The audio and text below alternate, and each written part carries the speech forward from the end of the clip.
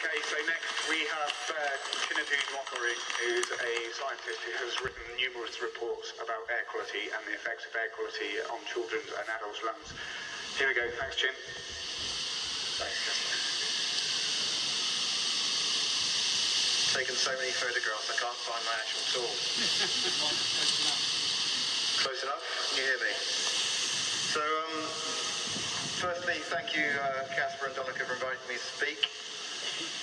I want to say thank you to the family of Tony, who I've been standing very close to, and my heart breaks. I can't. And thank you to all of you, and thank you to the lady who I think will follow me. So I'm a cyclist. My wife is a cyclist. My 4-year-old daughter is a cyclist. My 1-year-old will be soon if I have anything to do with it. I'm also a London consultant in children's lung disease and a scientist with an interest in air pollution and lung health. You've heard a lot already, and I could bore you if I had a PowerPoint presenter up here.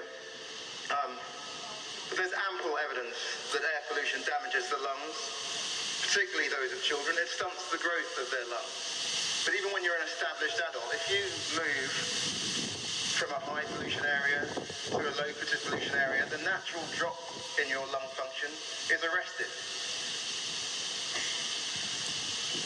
There's population data showing spikes in visits to the emergency department, to A&E, for heart attack, for stroke, for asthma attacks, even for premature labour, related to spikes in air pollution.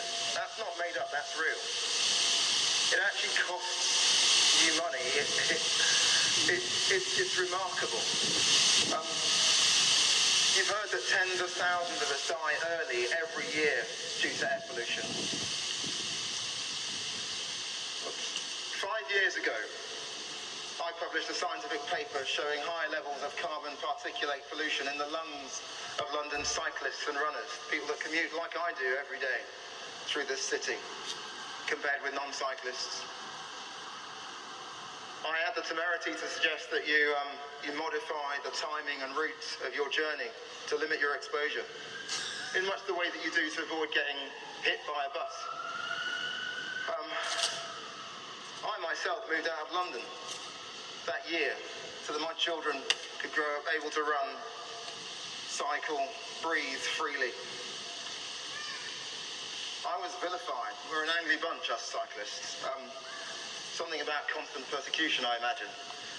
And of course, they said to me that I was treason. I was victim blaming. They said that's not the solution. They were spitting out their energy gels and throwing their wrapper caps to the ground in outrage and disgust. And of course they're right. It's not the solution at all. We've already heard from Caroline what the solution is. But the information needs to be in the hands of those at risk. Not just so that we can personally mitigate it, but also so that we can put pressure on government to change things for those that have no choice, for our children who have no choice about where they live or where they commute, or those that don't know. I'm hoping that you're going to hear from Rosamund Adu Kissy Deborah, whose daughter died of an asthma attack earlier, a couple of years ago. I'm hoping that you're going to hear that her asthma attacks, her spikes of ill health, clearly, on an individual basis, correlated with spikes in air pollution. And that one of my colleagues, Stephen Holgate, he's a professor, people listen to him, has written a report that confirms that supports that idea, both on a population basis and on an individual basis. People get sick, people get admitted to hospital, people die due to spikes in air pollution. Ella, the young girl that died, and if you look her up, she's a beautiful girl. She didn't know that her asthma was triggered by changes in levels of invisible pollutants, poisons. Neither did her mother. But I'm going to tell you from what I've read, the government would have had an inkling that that was the truth. And now all of you do too.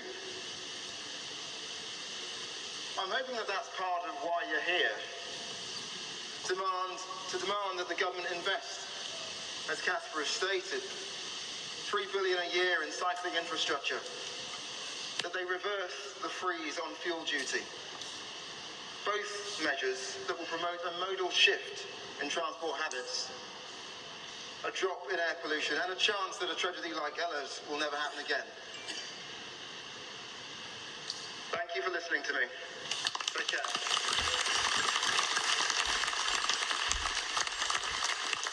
Thank you very much, Kit.